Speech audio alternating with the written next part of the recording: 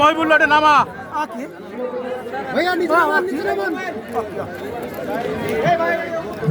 প্রিয় পটুয়াখালীবাসী,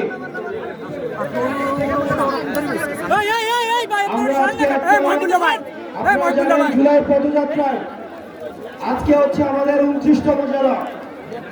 আমরা ইতিমধ্যে একটা দুইটা জেলা করে আমাদের 28টা জেলা শেষ করেছি এবং পটুয়াখালী হচ্ছে 29তম জেলা।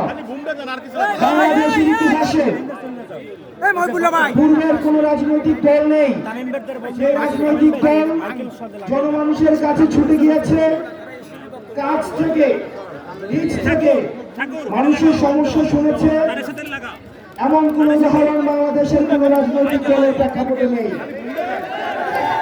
আমরা চেষ্টা করছি নতুন দল হিসেবে সমাজের প্রত্যেকটা শ্রেণী পেশার মানুষের কাছে পৌঁছানোর জন্য।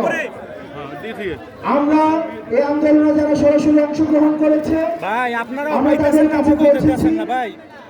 আমরা প্রত্যেকটা শ্রেণী পেশার মানুষের প্রশ্ন, তাদের জিজ্ঞাসা, তাদের চাওয়া, এই বিষয়গুলো আমরা বলেছি এবং সে অনুযায়ী আমাদের রাজনৈতিক দলের ইশতেহার তৈরি হচ্ছে এবং সেই ইশতেহার আগামী 3 আগস্ট যেই জায়গা থেকে হাসিনার পতনের জন্য এক দফা দেওয়া হয়েছিল, আগামী 3 আগস্ট আমরা আবার শহীদ মিনারে একত্রিত হব।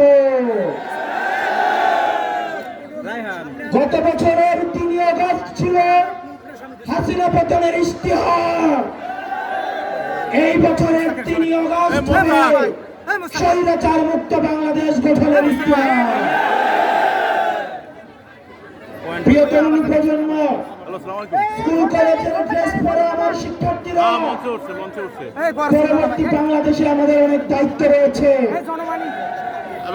আমাদের উপরে মানুষের ধ্বংস রয়েছে, আস্থা রয়েছে। মানুষ তখনই অভিযোগ করে যখন ওই মানুষটা থেকে প্রত্যাশা করে। মানুষ আমাদেরকে নিয়ে অভিযোগ করে কারণ মানুষ আমাদের কাছ থেকে প্রত্যাশা করে। আমাদের এই প্রত্যাশা, এই আইনজীবী থেকে মানুষের প্রত্যাশা দিন দিন এই প্রত্যাশার পারদ বাড়ছে। এই প্রত্যাশার পারদ আমাদের দায়িত্ব বাড়ছে। মানুষ এসছেন, আপনাদের বাংলাদেশের প্রতি দায়িত্বশীল হতে হবে। প্রিয় তরুণ প্রজন্ম, প্রিয় মিডিয়ার ভাইয়েরা, রয়েছেন ভাইয়া কিচ্ছু পাই না।